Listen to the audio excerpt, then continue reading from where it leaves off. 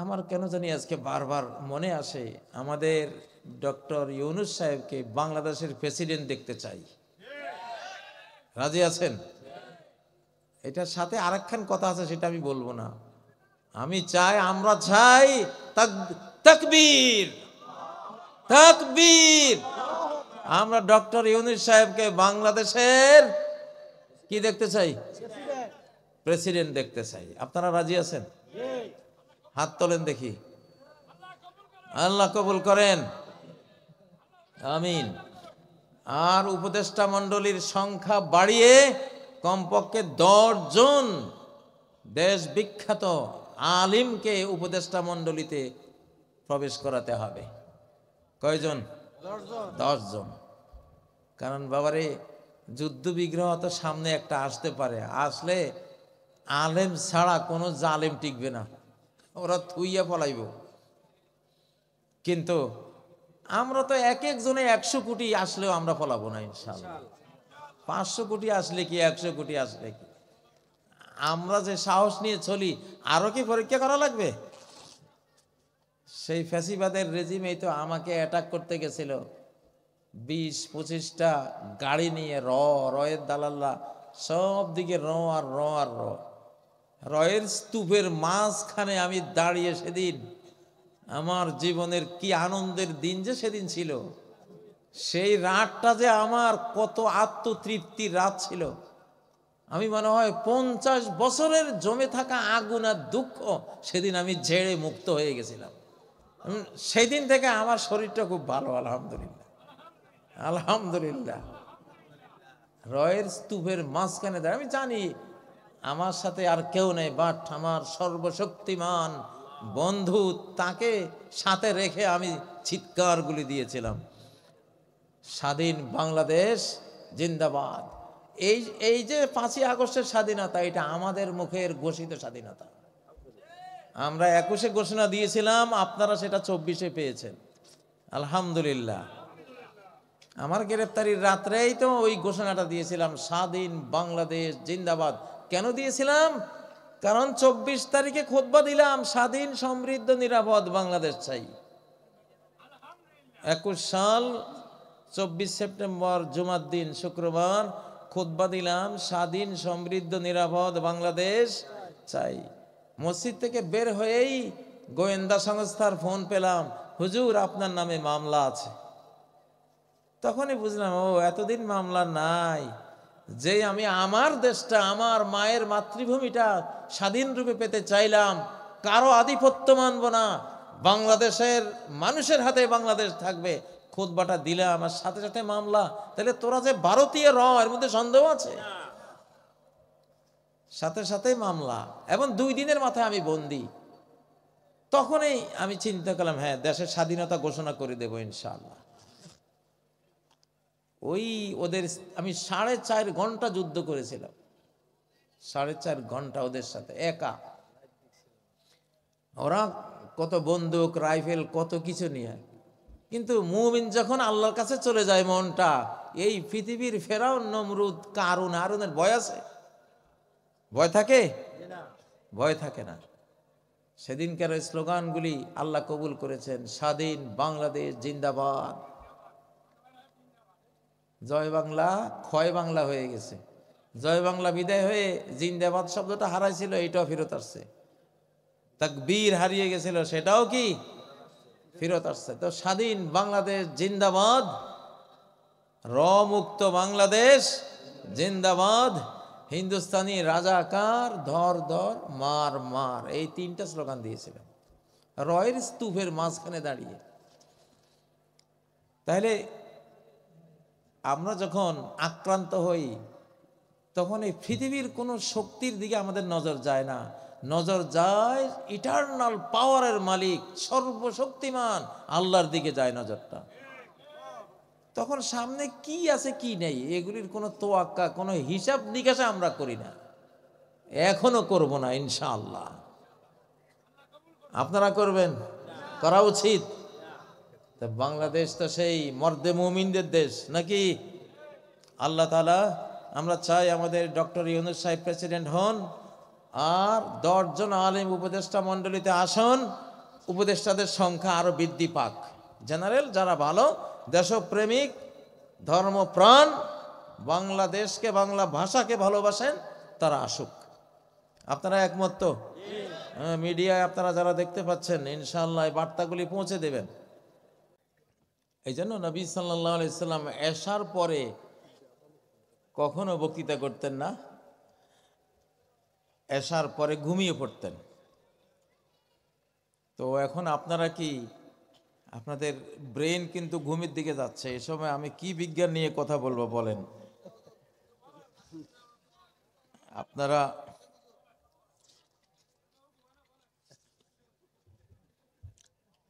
যাই হোক, কিছু কথা হয়তো বলবো, ঘুম দিয়ে শুরু করা যাক।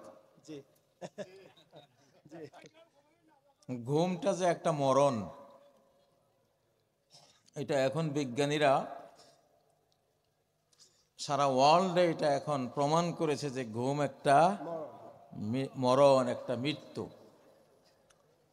ঘুমের মধ্যে 90 মিনিটের এক একটা পর্ব হয়।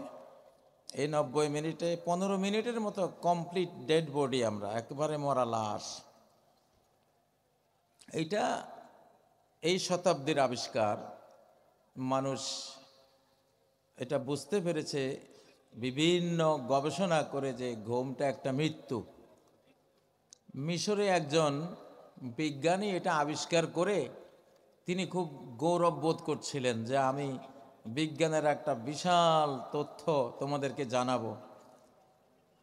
40টা বছর উনি ব্যয় করেছেন ঘুমের গবেষণার পেছনে। কত বছর? 40 বছর, লক্ষ লক্ষ ডলার খরচ করেছেন। তো 40 বছর পরে যখন এই তথ্যটা দিলেন যে আসলে মানুষ যখন ঘুমায় তখন এক পর্যায়ে মানুষ একেবারে মরা লাশ হয়ে যায়, ডেড বডি হয়ে যায়। তো একজন মক্তবের শিক্ষক টাইপের একজন বললেন যে আপনি এইটার জন্য 40 বছর গবেষণা করেছেন? কয় হ্যাঁ হ্যাঁ, 40 বছর গবেষণা করেছি। লক্ষ লক্ষ ডলার, বাংলাদেশের কোটি কোটি টাকা খরচ উনি করেছেন। তো ওই মক্তবের উনি ওই হুজুর বললেন যে 40 বছর আগে যদি আপনার সাথে আমার দেখা হতো তো খামাখা এই কষ্টটা আপনার করা লাগতো না। কারণ আমাদের কোরআনেই বলা আছে যে ঘুমের সময় আল্লাহ মানুষকে কি দেন? মৃত্যু দেন। কয়েকটা সূরার মধ্যে আছে, সূরা জুমারের মধ্যে স্পষ্ট, আল্লাহু ইয়াতাওয়াফাল আনফুসা হিনা মাউতিহা ওয়াল্লাতী লাম তামুত ফি মানামিহা। মৃত্যু এসে গেলে আল্লাহ তাআলা মানুষকে জান কবজের মাধ্যমে মৃত্যু কার্যকর করেন। ওয়াল্লাতী লাম তামুত, যার এখনো স্থায়ী মৃত্যুর সময় আসেনি তাকেও একটা অস্থায়ী মৃত্যু দেন ফি মানামিহা, তার ঘুমের মধ্যে। আল্লাহু আকবার। আপনারা আমরা যে ঘুমের দোয়াটা পড়ি সেখানে ঘুমের নাম নিশানাও নাই, ঘুম কথাটাই নাই ঘুমের দোয়ার মধ্যে, আছে মৃত্যুর কথা। আল্লাহুম্মা বিসমিকা আমুতু ওয়া আহইয়া। ইসলাম কত বৈজ্ঞানিক! আল্লাহু আকবার। আমরা হলাম বিজ্ঞানের রাজা মহারাজা। মুসলমানরা বাচ্চা কাল থেকে মহাবিজ্ঞানী। আল্লাহুম্মা বিসমিকা আমুতু ওয়া আহইয়া, এই দোয়াটা আমরা তো বুড়াকালে শিখি না, শিশুকালে শিখি, তাই না? তাহলে একটা 3, 4, 5 বছরের শিশু জানে যে ঘুম একটা মরণ। আল্লাহু আকবার। আল্লাহুম্মা বিসমিকা আমুতু ওয়া আহইয়া। ঘুম থেকে জেগে যে দোয়াটা পড়ি, আমাদের শিশুকাল থেকে শিশু বিজ্ঞানীরা জানে যে আমরা কি দোয়াটা পড়ি? আলহামদুলিল্লাহিল্লাযী আহইয়ানা বাদামা আমাতানা। সকল প্রশংসা ওই আল্লাহর যিনি আমাদেরকে মৃত্যুর পরে আবার জীবন দিয়েছেন। সুবহানাল্লাহ। তো তোমরা বুড়াকালে চুল দাড়ি পাকাইয়া যে বিজ্ঞান শিখো, আমরা মক্তবে পয়সা বা বিনা পয়সায় ওই বিজ্ঞান আমরা শিখতে পাই, শিখতে পারি। জন্মই তো হয়েছে বিজ্ঞানের ধর্মের মধ্যে আমাদের। সুবহানাল্লাহ, ঠিক নয় কি? ওয়াল্লাতী লাম তামুত ফি মানামিহা, যার মরণ হয়নি তার ঘুমের মধ্যে কি হয়? মরণ হয়। এই জন্য নবীজি বলেছেন কারো 3 রাত যাওয়া উচিত নয় ওসিয়ত লিপিবদ্ধ করা ছাড়া। তোমার কি পাওনা দেনা আছে, কি হক আছে, কে কি পাবে সব লিখে তোমার 1/3 মালের মধ্যে ওসিয়ত করতে পারবা যে মসজিদে এত দিবা, মাদ্রাসা এত দিবা, এত দিয়ে এতিমখানা বানাবা পরকালের জন্য। তুমি যে 1/3 ওসিয়ত করতে পারবা, এইটা তুমি লিখে বালিশের নিচে রেখে দেবা। কারণ ঘুম থেকে জাগলে সকাল, আর না জাগলে পরকাল, ঠিক নয় কি? ও ভাইয়েরা, বাংলাদেশে বর্তমান পরিস্থিতিটা হলো যুদ্ধের পরিস্থিতি। কি পরিস্থিতি? যুদ্ধের পরিস্থিতি। বর্তমান যুদ্ধের অস্ত্রের মধ্যে সবচেয়ে মারাত্মক অস্ত্রের নাম কি? না, যুদ্ধের যেগুলি আমেরিকার কাছে আছে, রাশিয়ার কাছে আছে, ভারতের কাছে আছে, বিভিন্ন দেশে, সবচেয়ে ভয়ঙ্কর অস্ত্রের নাম কি? পারমাণবিক, নিউক্লিয়ার বোম, তাই না? পারমাণবিক মিসাইল, এটা না মারাত্মক? কিন্তু এর থেকেও মারাত্মক অস্ত্রের নাম হলো ঈমান। ঈমান কি? এর থেকে মারাত্মক অস্ত্রের নাম কি? ঈমান। এর থেকে মারাত্মক ক্ষমতাধর হলো কোরআন। কি? বিজ্ঞানীরা অ্যাটম বোম মেরে কি চাঁদ ফাটিয়ে দিতে পারবে? 2 টুকরা করে দিতে পারবে? কোরআনের একটা আঙ্গুল দিয়া, নবীজি তো জীবন্ত কোরআন ছিলেন, জীবন্ত কোরআন নাওনি? এক শাহাদাত অঙ্গুলি দিয়া একটা ইশারা করেছেন, শুধু চাঁদটা কি হয়ে গেছে? দ্বিখণ্ডিত হয়ে গেছে। আল্লাহু আকবার। অ্যাটম বোমের চেয়েও ক্ষমতাধর হলো একজন মুমিন। হ্যাঁ, दुआए मर्द मोमिन से बदल जाती है तकदीरी। मर्द मोमिনের মুখের একটা কথায় বিশ্বের নিয়তি, ভাগ্যের পরিবর্তন হয়ে যায়। বিশ্বে বিপর্যয় নেমে আসতে পারে একটা কথায়। নূহ আলাইহিস সালামের একটা কথা, একটা প্রার্থনায় মহাপ্লাবন নেমে এসেছিল সারা বিশ্ব জুড়ে, ঠিক নয় কি? ও ভাইয়েরা, একটা তাকবীর দেন দেখি। তাকবীর, লিল্লাহে তাকবীর। প্রিয় ভাইয়েরা, বিজ্ঞানের ফাঁকে একটু দেশের ওয়াজও করতে হবে। দেশটা এখন জনগণের হাতে। কার হাতে? আল্লাহ তাআলা আমাদের হাতে দিয়েছেন, আলেমদের হাতে দেশ। এখন ধানমন্ডি 32 নিয়ে আজকে সারা জাতি, সারা বিশ্ব মিডিয়া সরগরম, ঠিক না? যারা অন্য মানুষকে ঘর ছাড়া করে, আরেকজনের ঘর উজাড় করে, আরেকজনের ঘর বিরান করে, তাদের ঘরও বিরান হতে বাধ্য। এটা একটা বিজ্ঞান, কোরআনিক বিজ্ঞান। এটা হলো রাষ্ট্রবিজ্ঞান। এটা কোন বিজ্ঞান? فَتِلْكَ مَسَاكِنُهُمْ خَاوِيَةً بِمَا ظَلَمُوا। ওই দেখো, ওদের ঘর বাড়ি জনশূন্য হয়ে পড়ে আছে। কিসের কারণে? বিমা জলামু, তাদের জুলুমের কারণে, তাদের উৎপীড়ন নির্যাতনের কারণে, আল্লাহর সৃষ্টির প্রতি, মানুষের প্রতি তাদের অত্যাচারের কারণে, ঠিক নয় কি? প্রিয় ভাইয়েরা, বাংলাদেশে আমরা যারা আছি আমাদের বন্ধু হলেন আল্লাহ, বন্ধু হলেন মুহাম্মদুর রাসূলুল্লাহ সাল্লাল্লাহু আলাইহি ওয়াসাল্লাম, আর বন্ধু হলো কে? ইমানদার সমাজ, তাই না?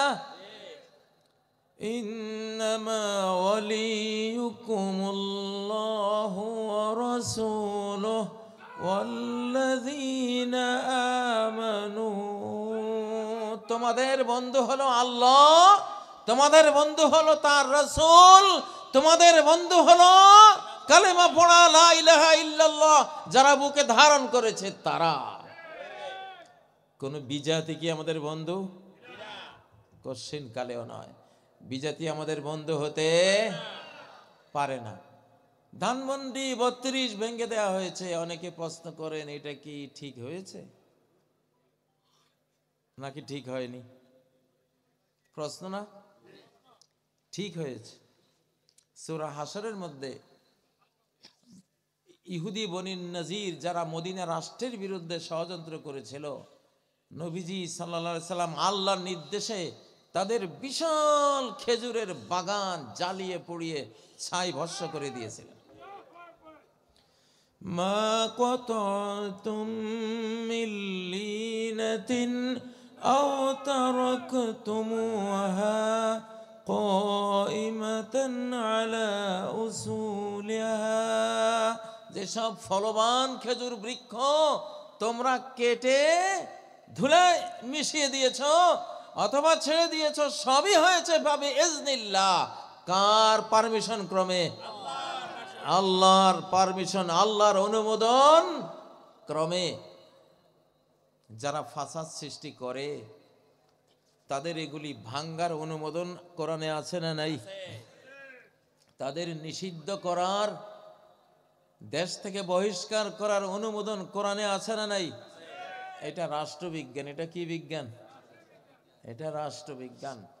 ইয়াজুজ মাজুজ ফাসাদ সৃষ্টি করে, এই জন্য জুলকারনাইন বাদশাকে লোকেরা বলল আপনাকে আমরা খরচ যোগাবো, আপনি একটা প্রাচীর তৈরি করে দেন, তাদের মধ্যে আর আমাদের মধ্যে বিশাল একটা প্রাচীর করে দেন, যাতে তারা আর আমাদের দেশে এসে আমাদেরকে ধ্বংস করতে না পারে। বাংলাদেশের এখন ফ্যাসিবাদীরা 5ই আগস্টের পরে এরা ইয়াজুজ মাজুজ হয়ে গেছে অনেকটা। এখন এদেরকে একটা বাধার প্রাচীর দিতে হবে। সেই প্রাচীরটা হবে সাংবিধানিক প্রাচীর। এই ফ্যাসিবাদীদেরকে চিরতরে নিষিদ্ধ করে দিতে হবে, যাতে এই দেশে আর তারা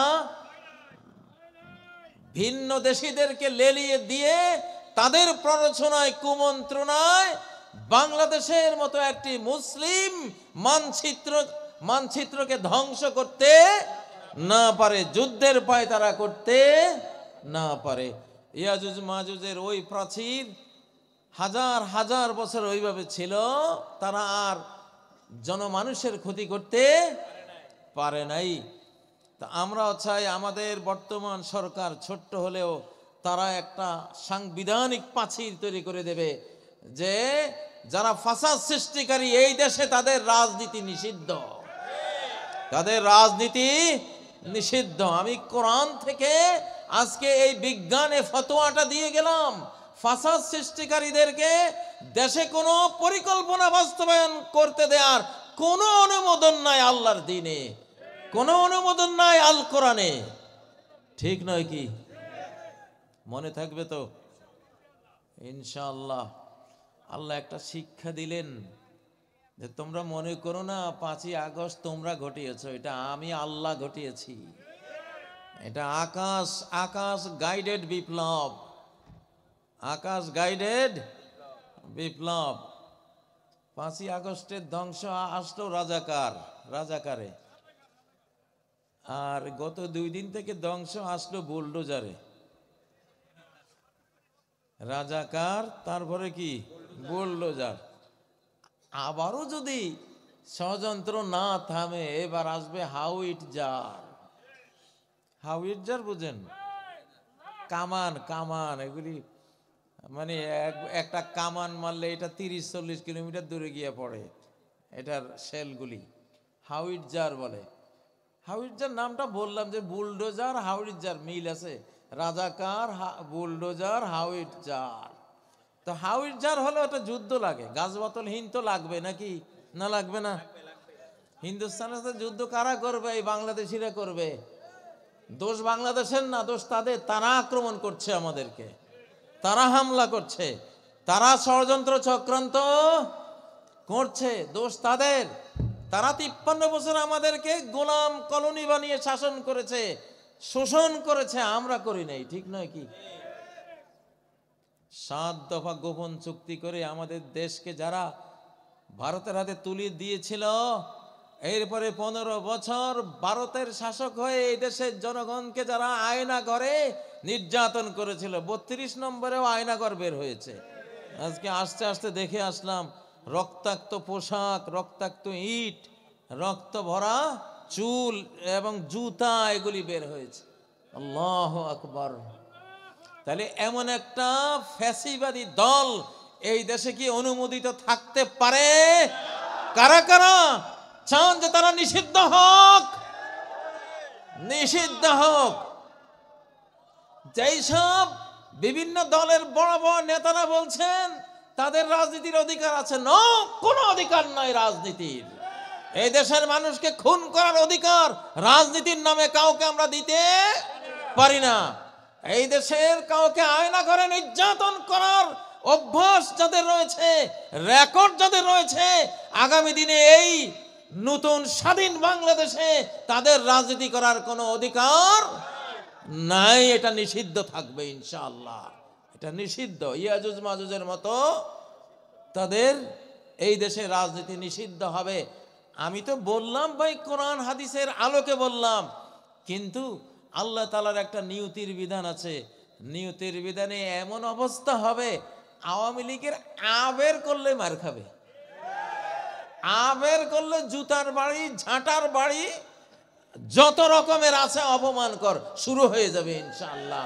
কারণ ওদের মধ্যে পাপের অনুভূতি বলতে কিছুই নাই। একটা মানুষের মধ্যে সবচেয়ে ভয়ঙ্কর তার মানবতাহীনতা, মনুষ্যত্ব হারাবার, এমনকি পশুত্ব হারাবার সিমটমটা হলো তার মধ্যে পাপের অনুভূতি, এহসাস বলতে কিছুই নেই। তাই তো সে যাওয়ার সময় বলে গেছে, এত জুলুম আল্লাহ সহ্য করবে না। হ্যাঁ ঠিকই তো, আল্লাহ তো এত জুলুম সহ্য করেন নাই। যত জুলুম তুমি করেছো, তোমার দলের লোকেরা করেছে, তোমাদের পিছনে ভারতীয়রা এসে যত জুলুম করেছে, পিলখানা যে হত্যাকাণ্ড করেছে, আলেমদেরকে যেভাবে খুন করেছে, জুডিশিয়াল কিলিং করেছে, গুম করেছে, দেশান্তরিত করেছে, কারাবন্দী করেছে, এত নির্যাতন তো আল্লাহ তাআলা সহ্য করার না, ঠিক না? ইন্না বাতশা রাব্বিকা লাশাদীদ। তোমার রবের ধরা সহজে আসে না, কিন্তু যখন আসে সাংঘাতিক কঠিন হয়ে আসে, সাংঘাতিক কঠিন হয়ে আসে। আমি দেখতে পাচ্ছি এই যুগটা আল্লাহর যুগ, সরাসরি বান্দাদের হৃদয়গুলো আল্লাহর ক্যাপচারে চলে গেছে। এই যে তরুণ টিকটক আর ওই যে পাবজি হাবিজাবি নিয়ে যাদের জীবন ছিল, এক হেসকার টানে আল্লাহ তাদেরকে রাজনীতির রাজপথে নিয়ে এসেছেন। এদের রাজনীতির মুআল্লিম স্বয়ং আল্লাহ, আল্লাহ নিজে। কয়েক মাস হলো সবাই মনে করেছে গেছে ছাত্র সমন্বয়ক শেষ, বরবাদ। অনেকে লেজ লাড়াচ্ছিলেন যে ভারতকে আরেকবার আনবো। ভারতের দালালি অলরেডি ভালো মানুষরা শুরু করে দিয়েছিলেন, মনে হয় যেন ভারত ছাড়া উপায় নাই।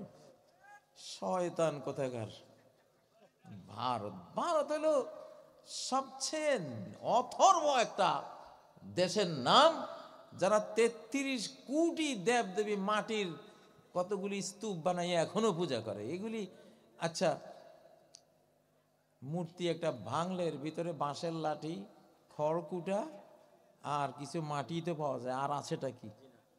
আছে কিছু? তো বান্দা চলে মাবুদের বলে, বান্দা চলে ওদের মাবুদের কোনো ক্ষমতা আসেনি, সব ক্ষমতা কার মাবুদের হাতে? কার মাবুদের হাতে? নূহ আলাইহিস সালাম জাহাজ বানাচ্ছিলেন মরুভূমির উপরে, সবাই হাসতেছিল, পাগল, মরুভূমিতে তুই জাহাজ ভাসাবি? মরুভূমিতে মানুষ ঘোড়া গাধা খচ্চর নিয়ে চলে, আর হে জাহাজ বানাইতেছে মরুভূমির উপরে। কিন্তু তিনি তো জানতেন আজকে যেটা মরুভূমি, আগামী দিনগুলিতে সেটা মরুভূমি থাকবে না, উত্তাল তরঙ্গ সংক্ষুব্ধ এক বিশাল মহাসাগরে পরিণত হবে। ঠিক নয় কি? আল্লাহ চাইলে চোখের পলকে মরুভূমিকে মহাসাগর বানাতে পারেন কিনা? পারেন কিনা বলেন?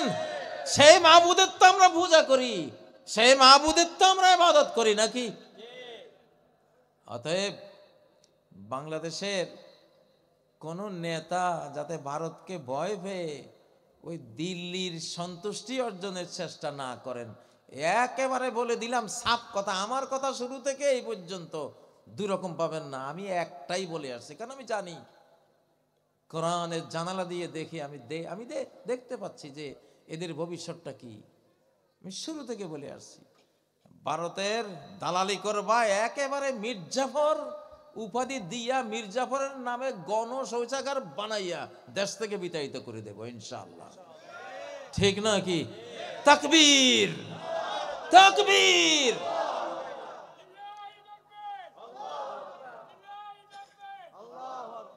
আরেক মাহফিলে বলে আসছি যে মহানবীজি বনু নাজির, বনু কোরাইজা, বনু কাইনুকা ইহুদির 3 সম্প্রদায়কে মদিনা রাষ্ট্র থেকে বহিষ্কার করে দিয়েছিলেন মদিনা রাষ্ট্রের বিরুদ্ধে চক্রান্ত করার কারণে। বহির রাষ্ট্রকে ডেকে এনে মদিনার উপরে আক্রমণ করার চক্রান্ত করেছিল। এই জন্য এই অপরাধে, দেশদ্রোহিতার অপরাধে রহমতুল লিল আলামিনের মতো এমন মায়াবী মানুষ, তিনি পর্যন্ত ওদেরকে মদিনা রাষ্ট্রে রাখেননি, একেবারে দেশ ছাড়া করে দিয়েছেন। কার হুকুম? কার হুকুম? অতএব সাবধান, বাংলাদেশে যারা থাকেন বাংলাদেশকে ভালোবেসেই থাকবেন। ঠিক না? আমাদের ধর্মের আগে আমাদের দেশ, এটা রাষ্ট্রবিজ্ঞান। আমাদের ধর্মবিজ্ঞান আর রাষ্ট্রবিজ্ঞান বলে ধর্ম পরে রাষ্ট্র আগে, ধর্ম পরে রাষ্ট্র আগে। ধর্মের মূল্য বেশি, ধর্মের দাম অনেক বেশি, বাট সিরিয়ালে ধর্মটা আগে না, সিরিয়ালে দেশটা আগে। নামাজের দাম সমস্ত ইবাদতের মধ্যে সর্বোচ্চ, কিন্তু সিরিয়ালে ওযু আগে। ঠিক না বে ঠিক? নামাজের দাম সবচেয়ে বেশি, রোজার চেয়ে, হজের চেয়ে, জাকাতের চেয়ে সবচেয়ে বড় মূল্যবান ইবাদত হলো কি? নামাজ, সালাত। কিন্তু নামাজের চেয়ে অনেক কম দামি একটা জিনিস সিরিয়ালে আগে থাকে, সেটার নাম কি? ইযা কুমতুম ইলাস সালাতি ফাগসিলু উজুহাকুম ওয়া আইদিয়াকুম ইলাল মারাফিক। সালাতে যখন যেতে চাও তাহলে থামো, এখনই সালাত শুরু করো না, আগে সিরিয়ালে একটা জিনিস আছে, ওযু করো। ঠিক না? চেহারা দাও, হাত দাও, মানে আল্লাহ ওযুটা শিখিয়েছে। তাহলে আমাদের আগে ধর্ম না আগে দেশ? আগে দেশ। আগে কোনটা? আগে দেশ। দলিল কি? সূরা ইব্রাহিম খোলেন, 35 নম্বর আয়াত। রব্বি জাল হাযাল বালাদা আমিনা। হে রব, সমস্ত নবীগণের বাবা যে নবী ইব্রাহিম আলাইহিস সালাম, তিনি দোয়া করার মধ্যে ধর্মের কথা আগে আনেন নাই, আগে কিসের কথা আনছেন? রব্বি জাল হাযাল বালাদা আমিনা। হে রব, আমার এই দেশকে আপনি নিরাপত্তা দেন, হেফাজত করেন।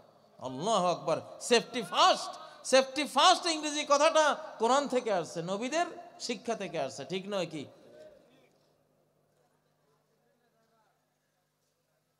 দেশের নিরাপত্তার দোয়া করে পরে বলেছেন ওয়াজনুবনি ওয়া বানিয়া আন না'বুদাল আসনাম। আমাকে আর আমার সন্তান সন্ততিকে মূর্তি পূজা থেকে হেফাজত করেন। লিল্লাহে তাকবীর, লিল্লাহে তাকবীর। তাহলে তাওহীদেরও আগে হইল দেশের নিরাপত্তা। দেশের কি নিরাপত্তা? তাহলে চিন্তা করে দেখেন, আল্লাহ তাআলা আমাদেরকে রাজনীতি শিখিয়েছেন, আমরা মুসলিমরা আগে দেশ রক্ষা করব, স্বাধীনতার লড়াকু সৈনিক হব ইনশাআল্লাহ। সামনে সে সময় আসতেছে আপনাদের কারণ যেই মরা মরছে এই মানুষগুলির অন্তর, এরা মালাকুল মাউত জান কবজের আগে মনে হয় এরা বুঝবে না যে আমরা অপরাধ করেছি। হাজার হাজার মানুষ খুন করে এই দেশের মানুষের অধিকার কেড়ে নিয়ে এই দেশকে বিজাতির হাতে তুলে দিয়ে এত কিছু করেও যারা বলছে আমার কি দোষ, হ্যাঁ আমার কি দোষ? তো এরা যে কি করতে না পারে, কি করতে পারবে না, সবই করতে পারবে। এরা এতদিন আমাদেরকে বাংলাদেশি নিরাপত্তা বাহিনী দিয়ে খুন করিয়েছে, এবার ভারতীয় নিরাপত্তা বাহিনী দিয়ে খুন করাবার চক্রান্ত করছে। কথাটা সত্য হতে পারে কিনা? শতভাগ সত্য, কারণ তারা ওই টাইপেরই মানুষ। অতএব আসলে ভাইরা, দেশের অবস্থা তো আমরা জানি, পরিস্থিতিটা কোন দিকে গেছে আপনারা বুঝবেন সামনে যখন মাথার উপরে এসে পড়বে। তো আমরা আপনাদেরকে আগে সতর্কীকরণটা করে যাচ্ছি। যদি 10 জন মানুষও সতর্ক থাকে, 10 জন 10 লক্ষকে জাগিয়ে তুলবে ইনশাআল্লাহ। আজকে আসলে আপনারা মনে হয় জুমার পর থেকে মাহফিল শুনছেন। ওই শ্বশুর বাড়িতে জামাই গেছে, শাশুড়ি তো পোলাও, কুরমা, কালিয়া, কোপ্তা সব রান্না করতেছে। টালা নিয়ে গেছে বাজারে, এই দোকানে বিস্কিট খাইছে একটু, ওই দোকানে কলা একটা খাইছে, ওই দোকানে গিয়া ওই যে ফোঁসফাস করে যে ওইটা একটা খাইছে, আর একখানে গিয়া জুস একটু খাইছে। এখন খাবার টাইম, শাশুড়ি দুনিয়ার আয়োজন করে সামনে রাখছে। কয় আম্মা আমার তো ক্ষুধা নাই, ক্ষুধা নাই। তা শাশুড়ি বলতেছে আমি কার জন্য রান্নলাম? তাই না, থাক। হ্যাঁ, আসলে পেট ভরে গেলে কি আরো খাওয়া যায়? খাওয়া যায় না। মহানবী সাল্লাল্লাহু আলাইহি সাল্লাম কখনো মানুষের পেট ভরে যাওয়ার মুহূর্তে শুনতে শুনতে এখন মনটা ভরে গেছে, আর শোনার স্পেস নাই, সেই মুহূর্তে একটা দিনও তিনি ওয়াজ করেন নাই, ইতিহাসে নাই। সহিহ বুখারীতে হযরত ইবনে মাসউদ বলছেন, ইয়াতাখাওয়ালুনা বিল মাওয়াইযা মাখাফাতাস সাআমাতি আলাইনা। নবীজি বক্তব্য দেওয়ার সময় আমাদের মনের দিকে, অবস্থার দিকে খুব খেয়াল রাখতেন, যাতে করে না জানি আমরা ক্লান্ত হয়ে যাই, আমাদের বিরক্তি ধরে যায়। কারণ আল্লাহ রাসূলের কথা সর্বোচ্চ আগ্রহ নিয়ে শুনতে হয়। আগ্রহ না থাকলে হুকুম হলো কোরআন বন্ধ করো, এই সময় বলতে পারবো না, পড়তেও পারবো না। যখন আগ্রহ কমে যায় তখন কোরআন পড়াও নিষেধ, শোনাও কি নিষেধ, কারণ তুমি সেই মর্যাদা দিতে পারবা না। তো আমার মনে হয় যেহেতু লং টাইম আপনারা ওয়াজ শুনেছেন, কয়টা মুখস্থ রাখবেন? বলার জন্য বলে তো লাভ নাই। কতক্ষণ বললাম, আপনারা শুনলেন। আসলে এই ধরনের ওয়াজ তো আমি আসলে পেশাদার বক্তৃতা করি না খুব একটা, আমরা শিক্ষক মানুষ। যখন দেখি ছাত্রদের মধ্যে আগ্রহ আছে তখনই যতক্ষণ বলা 30-40 মিনিট। তো আজকে আপনাদের মন ভরে গেছে, আপনারা বহু বহু ওয়াজ শুনেছেন। তো আমি লম্বা কথা আজকে আর বলবো না। দুই একটা জিনিস জাতীয় প্রয়োজন যেটা, সেটা বললাম। এবং বাংলাদেশে যেহেতু মিডিয়া আছে, সরকারের কাছে, জনগণের কাছে, ছাত্র সমন্বয়ক সবার কাছে একটা জিনিস বলে যাই, যে যারা বিগত 15 বছরে এই দেশকে নির্যাতন করেছে, এই দেশের কোনো ক্ষমতার চেয়ারে তাদের থাকার কোনো অধিকার নাই, অধিকার নাই। কারণ প্রমাণ হয়ে গেছে আজও আবারও যে তারা ষড়যন্ত্রকারী। তারা যেই কোনো উপায়ে বাংলাদেশকে আবার গোলাম বানাবার, ধ্বংস করার তারা তারা করছে। অতএব ফ্যাসিবাদের যত অফিসার, যত কর্মকর্তা যে যেখানে আছে, আমাদের বর্তমান আজকের এই অভিযানে তাদেরকে বিদায় নিতে হবে। সব কথা, তারা বিদায় নিক, তারা অন্য কাজ করুক, তারা এই কাজের উপযুক্ত না। হযরত ওমর ফারুক রাদিয়াল্লাহু তাআলা আনহু যারা ভণ্ড নবীদের পিছনে ছুটেছিল, নবীজির আদর্শ চ্যুত হয়েছিল, তিনি খলিফা হয়ে এই শ্রেণীটাকে, তাদের ব্যাপারে রাষ্ট্রীয় আইন জারি করেছিলেন। কোনো কর্তৃত্ব, কোনো পাওয়ারফুল দায়িত্ব এই শ্রেণীর কোনো মানুষকে আর দেওয়া হবে না, কারণ তারা আস্থা হারিয়েছে এই জাতির। আপনাদের এই মাহফিলের মাধ্যমে যেহেতু মিডিয়া আছে, এটা ইসলামিক বিধান। হযরত ওমরের এটা রাজনীতি ছিল। আবু বকর সিদ্দিক যখন খলিফা হলেন, ভণ্ড নবীদের বিরাট একটা বন্যা শুরু হলো।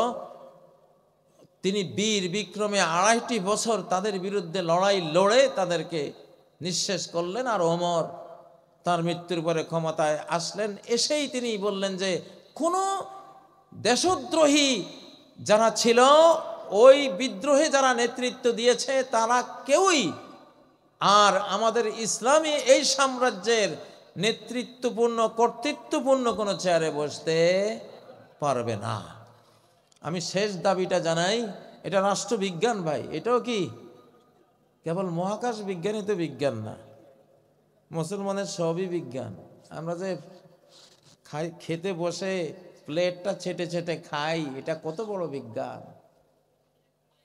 আমরা যে আঙ্গুল চুষে খাই, এক একটা আঙ্গুল মানে এক একটা হজমি, একটা 7 আপ। খাদ্যের সবচেয়ে ভিটামিন বি কমপ্লেক্স এটা থাকে প্লেটের একবারে শেষ পর্যায়ে, খাদ্যের শেষ কণিকা এগুলি। এই জন্য দেখবেন যে হোটেলের ম্যানেজার সাহেবের শরীরে গোস্ত নাই, কাঁটা। আর মেসিয়ার যেগুলি পাকশাক করে, ওরে আল্লাহ রে, ওদের শার্টের ভিতর দিয়া গোস্ত বের হচ্ছে। এগুলি পাতিল কাঁচায় খায়। কি খায়?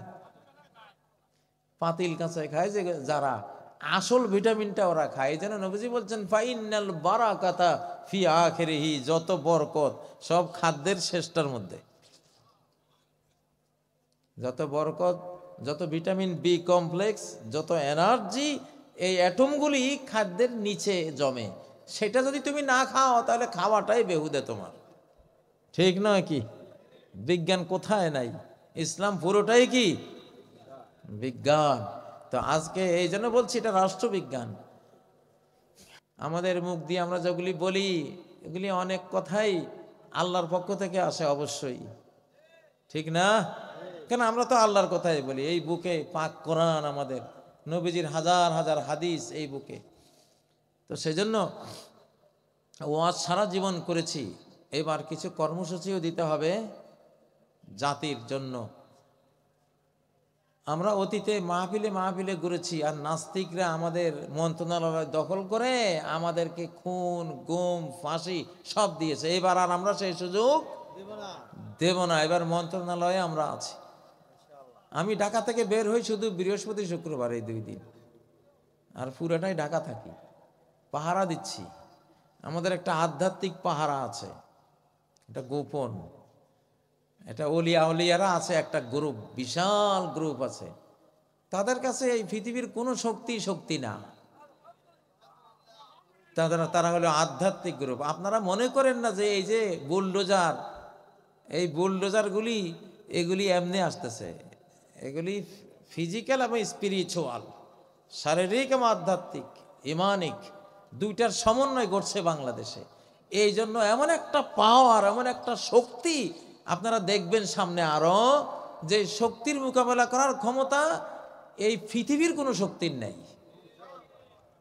শুধু বাংলাদেশ বললাম না, পার্শ্ববর্তীদের বললাম না, সারা পৃথিবীর কোনো শক্তির ইনশাআল্লাহ সামর্থ্য হবে না বাংলাদেশে যে আধ্যাত্মিক এবং ফিজিক্যাল, শারীরিক যে বিপ্লব পাওয়ারের একটা উন্মেষ ঘটেছে, এটার মোকাবেলা কেউ করতে পারবে না ইনশাআল্লাহ। কারণ এটার সরাসরি গাইড করেন কে?